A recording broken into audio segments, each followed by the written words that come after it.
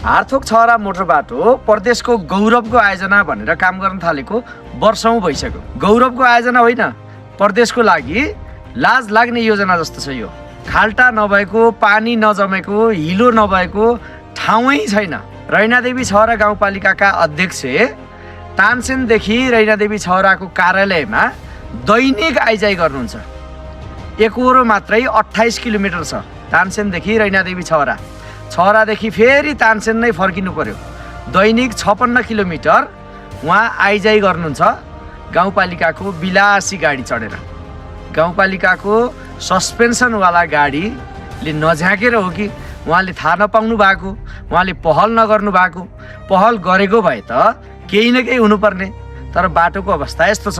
यो बाटो दैनिक 56 किलोमिटर तानसेन छहरा छहरा तानसेन गर्ने रैनादेवी छहरा गाउँपालिकाका अध्यक्षज्यूले 5 वर्षको कार्यकाल पुरा गर्न लागिसक्नुभयो, तर यो बाटोको अवस्था जस्ताको तस्तै छ। सुरुपरे अझै बिग्रेको होला, तर बनेको अझै राम्रो भएको अवस्था भने छैन। अब गाउँपालिकाको गाडी सरकारी स्रोत भइहाल्यो, तेल पनि गाउँपालिकाकै सरकारी भइहाल्यो। गाडी बिग्रेला मर्मत गर्नु पर्यो, त्यो पनि सरकारी भइहाल्यो। सरकारी गाडीमा आफ्नै गाउँपालिकामा बसोबास गर्नुहुन्न रैनादेवी छहरा गाउँपालिकाका अध्यक्ष। उहाँ तानसेन बसोबास गर्नुहुन्छ, तानसेन आफ्नै घर छ। रैनादेवी छहराका मान्छेले भोट हाल्नुपर्ने, उहाँलाई बस्नुपर्ने तानसेन।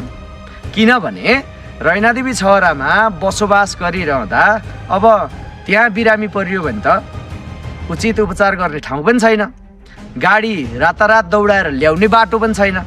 आफै बिरामी परियो भने के गर्ने त? तानसेनमा बसेपछि उपचार त सहज होला। त्यो कुरा गाउँपालिका अध्यक्षलाई मात्रै हो, रैनादेवी छहरा गाउँपालिकाका नागरिकहरूलाई केही चासो छैन। किनभने उनीहरू बिरामी भयो भने पनि त आउने बाटो त यही हो, तर उनीहरू बिरामी भयो भने यो बाटोमा गाडी कसरी आउँछ, कसरी समयमा पुगिन्छ, कसरी समयमा उपचार हुन्छ, त्यो कुराको चासो गाउँपालिका अध्यक्षलाई छैन। उहाँको गाडी अलि राम्रो पनि होला, त्यसैले उहाँलाई झ्याक्दैन।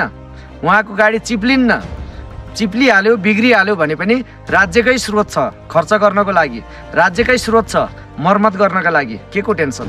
जनताले भोट दिए, जिताइदिइहाले, अर्को पल्ट उठ्नु पर्ला या नपर्ला त्यो उहाँको कुरा हो। अर्को पल्टलाई उहाँले सोच्नु भएको छैन। यदि अर्को पल्ट सोचेको भए यो बाटोको अवस्था यस्तो हुन्थ्यो होला त? दैनिक आइजाइ गर्नुहुन्छ, एकपटक ननिदाइकन, गाडीमा ननिदाइकन सरासर यो बाटो हेर्दै अझै सक्नुहुन्छ भने बाइकको पछाडि बसेर एकपटक तानसेन आइजाइ गर्नुहोला सरकारी गाडी छोडेर।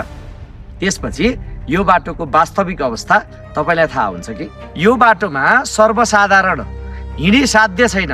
धेरै जसो गाडीहरूको अवस्था बिग्रनु कारण बाटो प्रमुख हो। यो क्षेत्रमा धेरै दुर्घटना पनि भइरहन्छन्। बरु रिब्दीकोट गाउँपालिकाले केही न केही प्रयास त गरेको छ। सबै कुरो पिच गर्न गाउँपालिकासँग बजेट नहोला।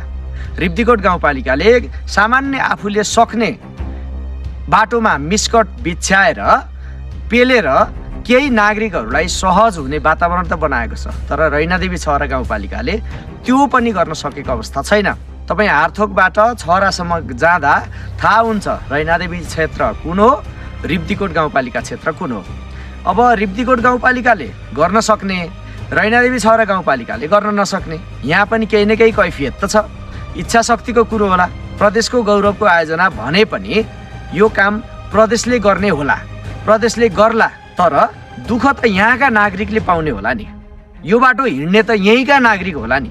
प्रदेशले कहिले बनाइसक्ने, कहिले गरिसक्ने, कतिपय केन्द्रीयदेखि प्रदेश स्तरका नेताहरूलेसम्म यो बाटोमा हामीले बजेट हाल्यौँ, हाम्रा कारणले बजेट हालियो, अब यो बाटो चिल्लो बन्छ, अब यो बाटो राम्रो बन्छ भनेर धेरै पटक सामाजिक सञ्जालमा लेख्नु भएको छ, नागरिकहरूको अगाडि गएर बोल्नु भएको छ। हारथोकदेखि एकपटक छहरा पुगेर देखाउनुहोस् त यो बाटोको अवस्था कस्तो छ।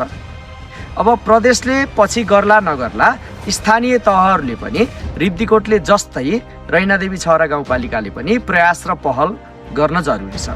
यहाँका नागरिकहरूले धेरै दुःख पाइरहेका छन्। तपाईहरूलाई यहाँ यात्रा गर्ने नागरिकहरूले श्राप दिएका होलान्।